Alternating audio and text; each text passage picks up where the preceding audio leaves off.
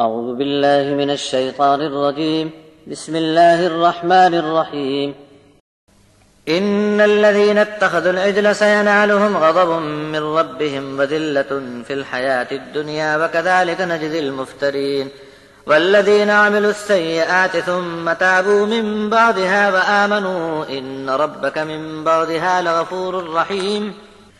ولما سكت عن موسى الغضب أخذ الألواح وفي نسختها هدى ورحمة للذين هم لربهم يرهبون واختار موسى قومه 70 رجلا لميقاتنا فلما أخذتهم الرجفة قال رب لو شئت أهلكتهم من قبل وإياي أتهلكنا بما فعل السفهاء منا إن هي إلا فتنتك تضل بها من تشاء وتهدي من تشاء أنت ولينا فاغفر لنا وارحمنا وأنت خير الغافرين واكتب لنا في هذه الدنيا حسنة وفي الآخرة إنا هدنا إليك قال عذابي أصيب به من أشاء ورحمتي وسعت كل شيء فسأكتبها للذين يتقون ويؤتون الزكاة والذين هم بآياتنا يؤمنون الذين يتبعون الرسول النبي الأمي الذي يجدونه مكتوبا عندهم في التوراة والإنجيل يأمرهم بالمعروف وينهاهم عن المنكر ويحل لهم الطيبات ويحرم عليهم الخبائث ويضع عنهم إصرهم والأغلال التي كانت عليهم فالذين آمنوا به وعزروه ونصروه واتبعوا النور الذي أنزل معه أولئك هم المفلحون۔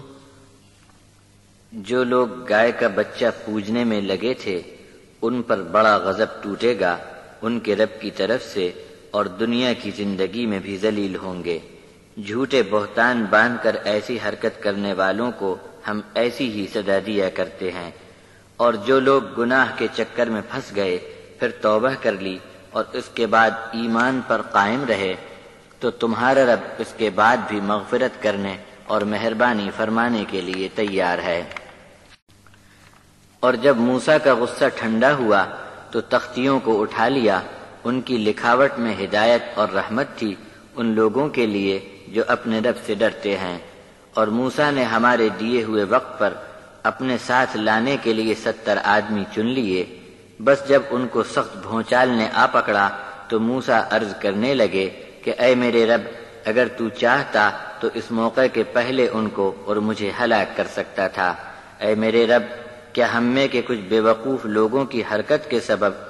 تو ہم کو ہلاک کر ڈالے گا؟ یہ تو تیری طرف سے بڑی آزمائش ہو گئی۔ اس امتحان میں اب جسے تو چاہے ہلاک کر ڈالے اور جسے تو چاہے وہی راہ پر چل سکے گا۔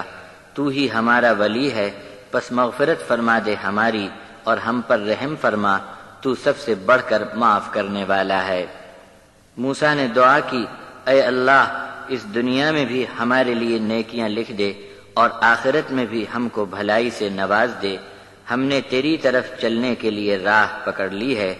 اللہ نے ارشاد فرمایا کہ میرا عذاب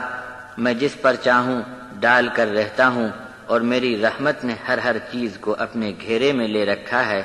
میں اپنی رحمت کو ان لوگوں کے نصیب میں لکھ کر رہوں گا جو میری نافرمانی سے دور رہتے ہیں اور زکوٰۃ دیتے ہیں اور میری آیات پر ایمان رکھتے ہیں۔ ایسے ہی لوگ اس رسول کی اتباع کرتے ہیں جو اس شان کے نبی ہیں کہ اللہ کے سوا کسی نے ان کو پڑھایا نہیں، جن کو لکھا ہوا پاتے ہیں اپنے یہاں تورات اور انجیل میں۔ وہ ان کو نیکی کا حکم کرتے ہیں اور برے کام سے منع کرتے ہیں، اور سب پاک ستھری چیزیں ان کے لیے حلال قرار دیتے ہیں اور ناپاک گندی چیزیں ان پر حرام کرتے ہیں، اور ان کے بوجھ اتار دیتے ہیں اور ان کے گلے میں پڑے ہوئے پھندے بھی توڑ دیتے ہیں۔ بس جو لوگ بھی اس نبی پر ایمان لائیں گے اور ان کی حمایت کریں گے اور ان کا ساتھ دیں گے اور اس نور کی اتباع کریں گے جو اس نبی پر اتارا گیا ہے، بس یہی لوگ کامیاب ہوں گے۔